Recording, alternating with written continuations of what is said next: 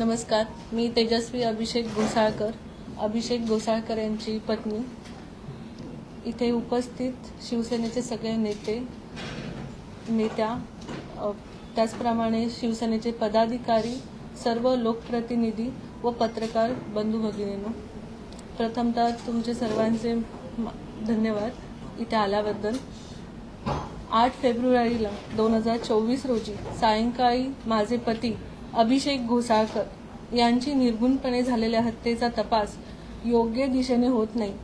मी माझी या तपासाबाबत मागणी व आम्ही जमा केलेली माहिती माननीय तपास यंत्रणेला व माननीय पोलीस आयुक्तांना दिनांक 28 फेब्रुवारीला CCTV फुटेज देऊन हत्येच्या वेळेला सदर ठिकाणी अरमेंद्र मिश्रा व मेहुल पारेख व अज्ञात व्यक्तींचा होत असलेला वावर याबाबत सदर व्यक्तींचा सखोल तपास करावा अशी मागणी केली होती. ही बाब सर्व प्रसार माध्यमांनी मांडली होती.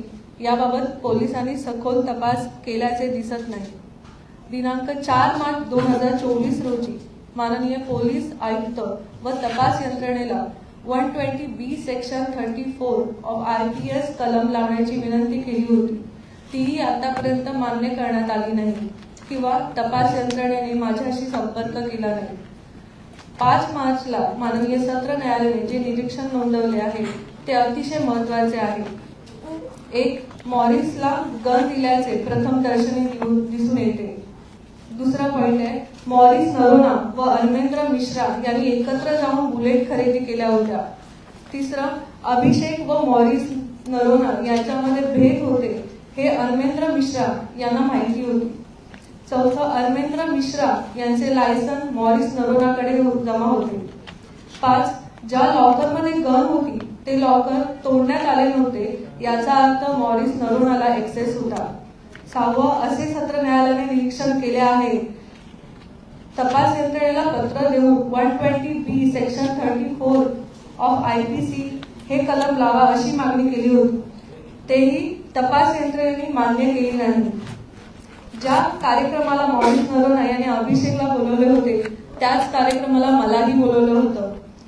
मला जरा उशीर झाला त्यामुळे अभिषेक यांनी सांगितलं की दुसऱ्या कार्यक्रमाला तू जा, इथे येऊ नको. आणि हे हत्येचं प्रकरण तेव्हा झालं. माझी फक्त एवढीच विनंती आहे की ह्या माझ्या 2 मुलांचं भवितव्य सगळं उद्ध्वस्त झालेलं आहे, माझं कुटुंब उद्ध्वस्त झालेलं आहे. तर हायकोर्टाला किंवा पोलीस आयुक्त सरकारला सगळ्यांना विनंती आहे की ह्या प्रकरणाचा लवकरात लवकर निर्णय लावावा आणि चौकशी करावी. एवढंच माझं म्हणणं आहे. धन्यवाद.